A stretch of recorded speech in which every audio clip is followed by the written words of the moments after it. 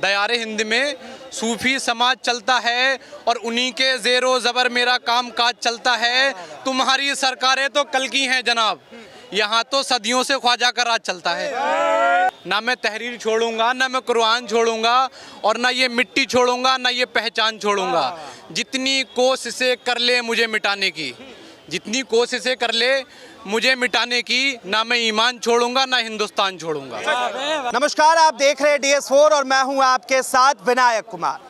देखिए, राहुल गांधी लगातार जो है अडानी के मुद्दे पर बात करना चाहते हैं, संभल के मुद्दे पर बात करना चाहते हैं, लेकिन भारतीय जनता पार्टी ने आरोप लगाया है कि राहुल गांधी देश के गद्दार है। राहुल गांधी को आखिर गद्दार क्यों कहा गया? क्या देश में जो है असली मुद्दा उठाना अब साफ तौर पे गद्दार के बराबर है या फिर देशद्रोही के बराबर है? आम जनता से जुड़ेंगे, उनसे बातचीत करेंगे। क्या कहेंगे, राहुल गांधी को अब गद्दार कहा जा रहा है? देखिए, ये पार्टी के नशे में इतने डूब चुके हैं, इनको कुछ समझ ही नहीं है। नेता प्रतिपक्ष, देश विपक्ष का नेता, इतना बड़ा नेता देश की जनता को प्रतिनिधित्व कर रहा है, उसको आप इस तरीके से संबोधित कर रहे हो। बहुत ही बड़ी विडंबना इस देश की, कितने बड़े नेता को इस तरीके से बोला जा रहा है। बहुत बड़ी विडंबना है। ये लोग, इनका काम यही है। देखो, सुप्रीम कोर्ट ने संज्ञान लिया, बुलडोजर चला रहे थे, राजनीति के नशे में इतने धूत हो गए थे, इतने नाम में सोचने लगे थे सिर्फ मैं हूँ और दूसरा कोई है नहीं। बीजेपी का एजेंडा चल गया था, सिर्फ मैं ही हूँ।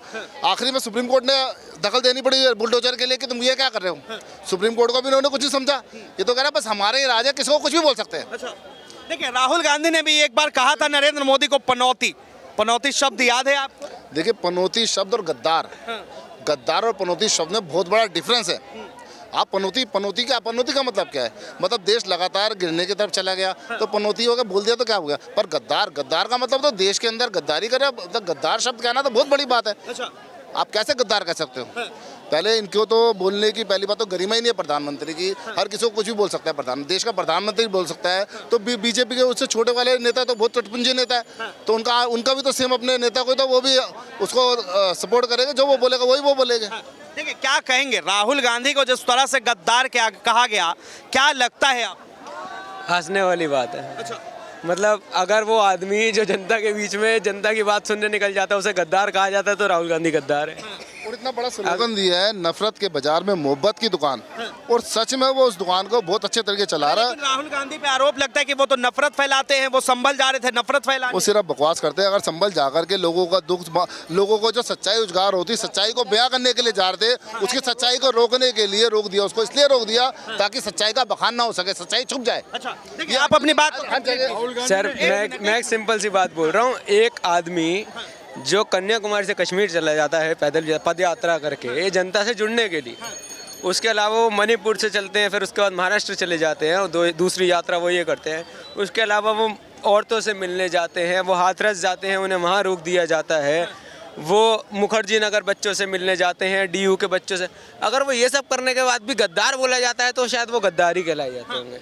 अगर ये अच्छे काम करने वाले को गद्दार कहा जाता है तो फिर इसकी तो कोई डेफिनेशन मेरे पास है। एक मिनट, आप बांग्लादेश को बहुत उतावला है। हाँ, बांग्लादेश में हिंदुओं पे अत्याचार हो रहे हैं, क्या हिंदू हमारे नहीं है वो? बांग्लादेश में राहुल गांधी का अभी तक एक भी बयान नहीं आया, एक भी।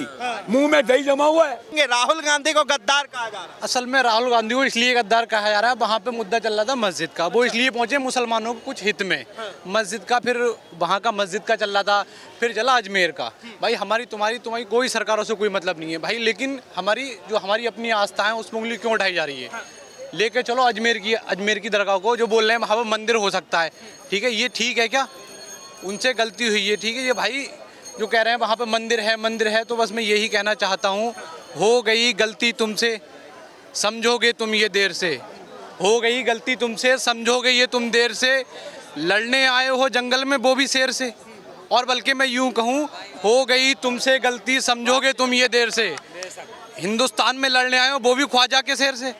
हाँ भाई, जो आज कह रहे हैं वहाँ पे वो है मंदिर है, मस्जिद है, भाई वो वहाँ पे गए थे वो मस्जिद के चक्कर में जा रहे थे, तो वहाँ पे लोग कह रहे थे कि वो गद्दार हैं। भाई कुछ ऐसा नहीं है, क्योंकि वो पीड़ित परिवारों से मिलने जा रहे थे। वहाँ पे जो जिनके घर वाले जो 3-4 लड़के वहाँ मरे, वहाँ से उनसे मिलने के लिए जा रहे थे भाई। हाँ, ये बात ठीक है। ठीक है, लगातार जो है वो अडानी के ऊपर बात करते हैं, लगातार जो है संभल के ऊपर बात करते हैं, लेकिन प्रधानमंत्री नरेंद्र मोदी इस पे बात नहीं करते।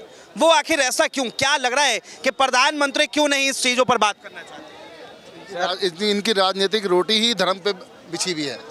अगर धर्म पे सरकार हमारी हिंदू, मुस्लिम और पाकिस्तान, हिंदुस्तान, अगर ये ना हो ना तो फिर तुम्हारा भी कुछ नहीं हो सकता भाई।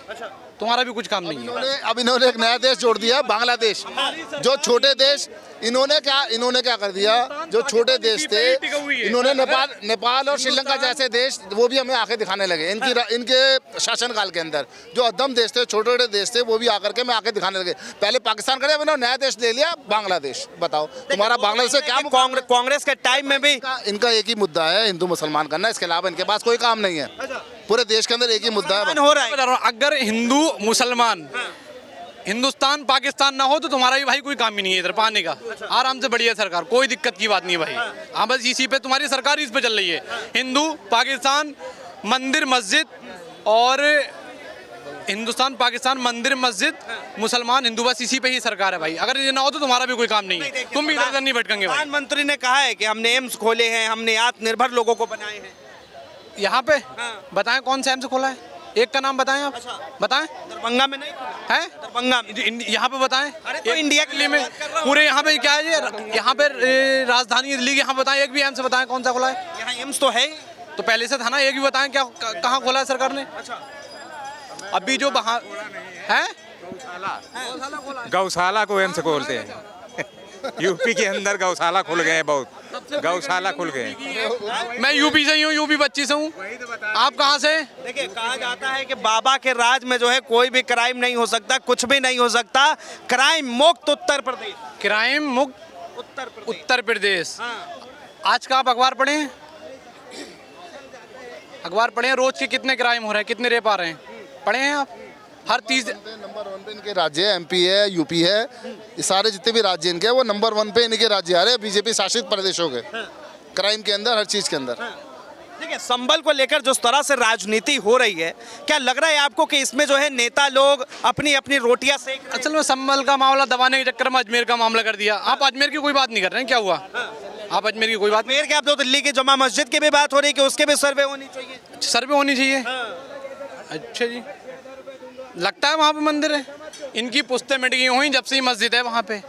जब से मस्जिद है वहाँ पे, वहाँ भी और अजमेर भी, वहाँ भी और अजमेर भी। दयारे हिंद में सूफी समाज चलता है, दयारे हिंद में सूफी समाज चलता है, और उन्हीं के ज़ेरो ज़बर मेरा काम काज चलता है। तुम्हारी सरकारें तो कल की हैं जनाब, यहाँ तो सदियों से ख्वाजा का राज चलता है। यहाँ तो सदियों से ख्वाजा का राज चलता है। क्या समझे आप? कल की सरकारें हैं जी, 800 साल पुराना है भाई। ये कल की सरकारें हैं मेरे भाई। कहा तो जा रहा है कि सर्वे होना चाहिए, सर्वे होना चाहिए। तुम्हें क्या लगता है सर्वे होगा? मैं तो आप ही से पूछ रहा हूँ। मैं ये कह रहा हूँ होगा भाई, कोई मतलब नहीं भाई, बस पब्लिक का ध्यान भटकाना और कुछ नहीं है। क्यों, आखिर ध्यान क्यों भटकाया जा रहा है? अभी ये क्या कर रहे थे, दिल्ली की सरकार को घेर रहे थे। बहुत बड़ी बात बोलूँगा, आज इधर एलजी साहब का दौरा था चांदनी चौक में इधर। आज मतलब आज जबकि वो बीजेपी से है, एलजी चलो सबसे बड़े है दिल्ली के, उनके आने के बाद चांदनी चौक किस तरह के चमक रहा है, आप दूर तक देखिए। इधर कोई पटरी नहीं लगी, कुछ नहीं लगी। और ये चीज़ें बहुत सोचनीय है, दयनीय है। बार बार तुम किसी पे उंगली उठाते हो, दूसरी सरकार पे उंगली उठाते हो, जब तुम्हारे दौरे होते हैं वो चीज़ ऐसी जगमगा जाती है, चमक जाती है। लगता है, मतलब देखिए, कुछ लोगों को लगता है या फिर कांग्रेस को लगता है कि कहीं ना कहीं भारतीय जनता पार्टी जो है धर्म की राजनीति करती है। आखिर क्यों लगता है? कांग्रेस को क्या लगता है? पूरे हिंदुस्तान को लगता है। कांग्रेस को क्या लगता है? हर मानस को लगता है धर्म की राजनीति हो रही है। आप लाल किले पे चलो, आप खुदाई करके, आप कह रहे हो जाम मस्जिद पे कह रहे हो खुदाई कर लोगे, आप खुदाई करके क्या हासिल कर लोगे? आप सर्वे करके क्या हासिल कर लोगे? अगर खुदाई करके अगर आपको शिवलिंग मिल जाएगा तो वहाँ पे मतलब आप वहाँ पे मंदिर में जाके पूजा करने लग जाओगे। मंदिर कम बढ़ गए क्या हिंदुस्तान के अंदर? आपको आस्था है, पूजा करनी है। ये हिंदुस्तान में लाखों मंदिर है, लाखों मंदिर कम हो गए। हर मोहल्ले के अंदर 20-20 मंदिर है। आस्था, अगर आप अपनी आस्था दिखाना चाहते हो तो भाई उन मंदिरों में जाके आस्था अपने दिल्ली के अंदर होनी चाहिए ना। पहला धर्म है इंसान का मानवता।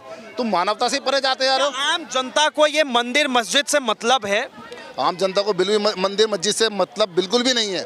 आम जनता नहीं चाहती इन बेकार के बखेड़ों में पड़ने के लिए। क्या चाहिए? राजनीतिक लोग जो होते हैं अपनी राजनीतिक लाभ के लिए जनता को बेफजूल में इन चीज़ों में भटका देते हैं। आम जनता को चाहिए क्या सर, मंदिर मस्जिद या फिर रोजगार?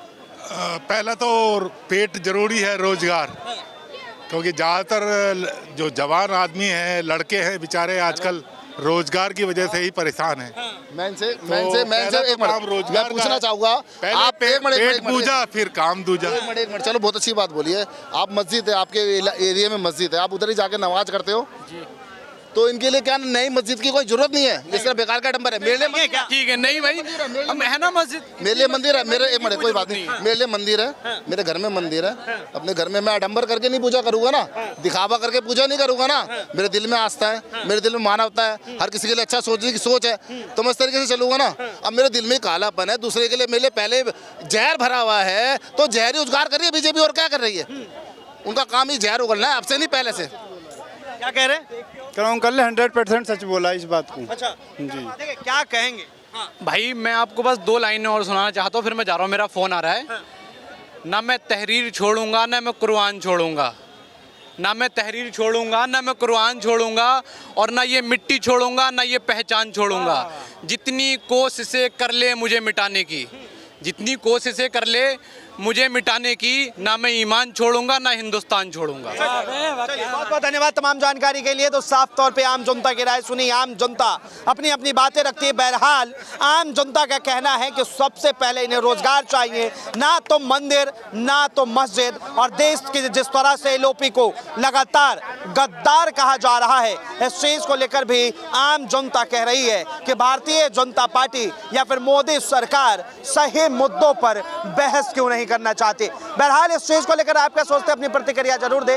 फिलहाल के लिए इतना ही। ऐसे तमाम खबरों के लिए देखते रहे DS4 न्यूज़।